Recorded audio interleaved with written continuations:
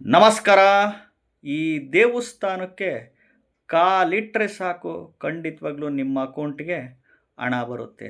ಖಂಡಿತವಾಗ್ಲೂ ಸೈಲೆಂಟಾಗಿ ಹೋಗಿ ಬನ್ನಿ. ನೀವೇ ಯಾರಿಗೂ ಹೇಳಕ್ಕೆ ಹೋಗ್ಬೇಡಿ. ಅರ್ಥ ಆಯ್ತಾ? ಯಾವ ದೇವಸ್ಥಾನ ಗೊತ್ತಾ? ಹೇಳ್ತೀನಿ, ವಿಡಿಯೋನ ಪೂರ್ತಿ ನೋಡ್ತಾ ಹೋಗಿ, ಎಲ್ಲೂ ಸ್ಕಿಪ್ ಮಾಡೋಕ್ಕೆ ಹೋಗ್ಬೇಡಿ. ಮೊದಲು ಹೊಸದಾಗಿ ವಿಡಿಯೋ ನೋಡ್ತಾ ಇದ್ದವರು, ಮೊದಲನೇ ಬಾರಿ ವಿಡಿಯೋ ನೋಡ್ತಾ ಇದ್ದವರು ಚಾನಲ್ ಸಬ್ಸ್ಕ್ರೈಬ್ ಮಾಡ್ಕೊಳ್ಳಿ. ವಿಡಿಯೋ ಇಷ್ಟ ಆದರೆ ಲೈಕ್ ಮಾಡಿ, ಐಪ್ ಬಟನ್ ಇರುತ್ತೆ, ಪ್ರೆಸ್ ಮಾಡ್ಕೊಳ್ಳಿ. ಈ ದೇವಸ್ಥಾನಕ್ಕೆ ಎಸ್ಪೆಷಲಿ ಕಾಲಿಟ್ಟರೆ ಸಾಕು ನಿಮ್ಮ ಅಕೌಂಟಿಗೆ ಹಣ ಬರುತ್ತೆ. ಯಾವ ದಿನ ಹೋಗಬೇಕು ಗೊತ್ತಾ? ನೋಡಿ, ಸೆಪ್ಟೆಂಬರ್ 4ನೇ ತಾರೀಕು ಶುಕ್ರವಾರ ಅಷ್ಟಮಿ ತಿಥಿ ಬರುತ್ತೆ. ಅವತ್ತು ರೋಹಿಣಿ ನಕ್ಷತ್ರ, ಕೃಷ್ಣನ ನಕ್ಷತ್ರ. ಅವತ್ತು ಗೋಕುಲಾಷ್ಟಮಿ, ಶ್ರಾವಣ ಮಾಸ ಬೇರೆ. ನೋಡಿ, ಯಾವುದು ಗೊತ್ತಾ ದೇವಸ್ಥಾನ? ಮೊದಲೇದು ಉಡುಪಿ ಕೃಷ್ಣನ ದೇವಸ್ಥಾನ, ಅದು ಬಿಟ್ಟರೆ ಬೆಂಗಳೂರು ಇಸ್ಕಾನ್ ಟೆಂಪಲ್, ಅದು ಬಿಟ್ಟರೆ ಪಂಡರಾಪುರ ವಿಠ್ಠಲ ದೇವಸ್ಥಾನ, ಅದು ಬಿಟ್ಟರೆ ರಾಮನಗರ ಜಿಲ್ಲೆ ಚನ್ನಪಟ್ಟಣ ತಾಲೂಕು ಮಲ್ಲೂರು ಹತ್ರ ಅಂಬೇಗಾಲು ಕೃಷ್ಣ ದೇವಸ್ಥಾನ. ಪವರ್ಫುಲ್ ಟೆಂಪಲ್ಗಳಿವು. ಯಾಕೆಂದರೆ ಸೆಪ್ಟೆಂಬರ್ 4 ಶ್ರಾವಣ ಮಾಸನೇ ಇರುತ್ತೆ, ಅಷ್ಟಮಿ ತಿಥಿ ಇದೆ, ಗೋಕುಲಾಷ್ಟಮಿ ಬೇರೆ, ಶುಕ್ರವಾರ ಬೇರೆ, ನಕ್ಷತ್ರ ರೋಹಿಣಿ ನಕ್ಷತ್ರ, ಕೃಷ್ಣನ ನಕ್ಷತ್ರ. ಸೊ ಹಿಂಗಾಗಿ ಇಂಥ ಟೆಂಪಲ್ಗೆ ಕಾಲಿಟ್ಟು ನೋಡಿ.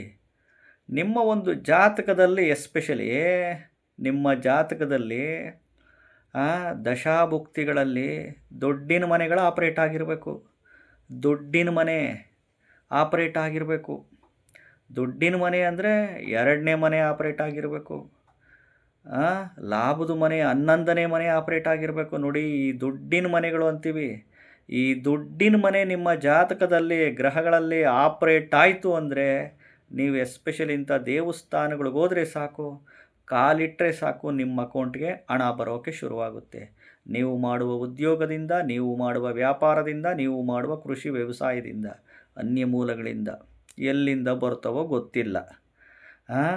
ಜಾತಕದಲ್ಲಿ ಎಸ್ಪೆಷಲಿ ಗ್ರಹಗತಿಗಳು ಪ್ಲೇಸ್ಮೆಂಟು ಸರಿ ಇರಬೇಕು.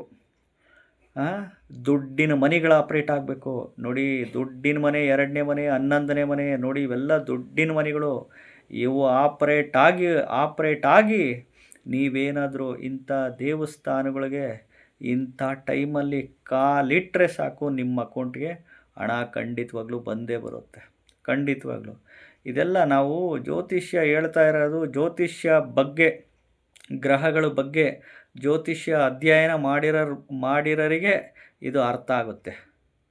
ಜ್ಯೋತಿಷ್ಯದ ಬಗ್ಗೆ ನಂಬಿಕೆ ಇದ್ದವರಿಗೆ, ಜ್ಯೋತಿಷ್ಯದ ಬಗ್ಗೆ ಆಸಕ್ತಿ ಇದ್ದವರಿಗೆ, ಈ ದಶಾಭುಕ್ತಿ ಅಂದ್ರೇನು, ಗ್ರಹಗಳಂದ್ರೇನು, ಸ್ವಕ್ಷೇತ್ರ, ಉಚ್ಚಕ್ಷೇತ್ರ, ನೀಚಕ್ಷೇತ್ರ ಅಂದ್ರೇನು, ದುಸ್ಥಾನಗಳ ಮನೆ ಅಂತಂದರೆ ಏನು ಅನ್ನೋದು, ಇವೆಲ್ಲ ಜ್ಯೋತಿಷ್ಯ ಕಲ್ತಿರೋರಿಗೆ, ಜ್ಯೋತಿಷ್ಯ ಅಲ್ಪ ಸ್ವಲ್ಪ ಗೊತ್ತಿರೋರಿಗೆ ಇವೆಲ್ಲ ಗೊತ್ತಾಗುತ್ತೆ. ದುಡ್ಡಿನ ಮನೆಗಳಿರಬೇಕು. 2ನೇ ಮನೆ 11ನೇ ಮನೆ ಇದ್ದರೆ ಕಾಲಿಟ್ಟರೆ ಸಾಕು, ನಿಮಗೆ ಖಂಡಿತವಾಗ್ಲೂ ಹಣ ಬರೋಕ್ಕೆ ಶುರುವಾಗುತ್ತೆ. ಚಾನಲ್ನ ಸಬ್ಸ್ಕ್ರೈಬ್ ಮಾಡ್ಕೊಳ್ಳಿ. ವಿಡಿಯೋ ಇಷ್ಟ ಆದರೆ ಲೈಕ್ ಮಾಡಿ, ಐಪ್ ಬಟನ್ ಇರುತ್ತೆ, ಪ್ರೆಸ್ ಮಾಡಿ. ನಮಸ್ಕಾರ.